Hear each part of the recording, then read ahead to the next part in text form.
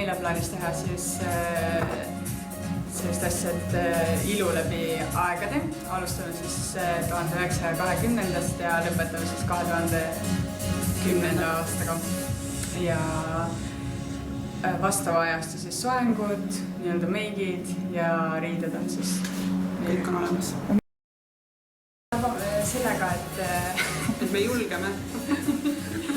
Jah, ja lihtsalt ka see, et mis ma otsustasin selle kasuks ja mis võiks inimesi nagu rabada, ongi nagu see väike nagu meeldetuletus, et kuna seal on nagu igas vanuses nagu juuksureid, siis nendel on selline nagu äratundmisrõõm nagu see tekitab selle, et tõesti sellel ajastul oli täpselt nagu see 70-ndatel oli sellise hipi stiilis soengud.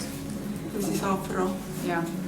Midagi käsulokid. Kas afro teete ise või on teil originaal kuskil? Ei, ikka nagu kui teeme, siis teeme ise juustest. Käsitöö. Erinev. Ma kujutan ette ka igal pool mujal, aga pigem just klientide sõbralikkus ja selline hästi kodune õhkkond. I paid $5 to hear that. Mis soengud on kõige populaarsemad Tartu linnas? Tartu inimesed, mis kõige rohkem tellivad? Lokke. Teosaanides lokke. Moonolaine. Hiaska pärast mõttega see rohkem. Lokke. Lokke. Jah, kindlasti. Enesekindel. Siin tulevad, kes säravad staarinna.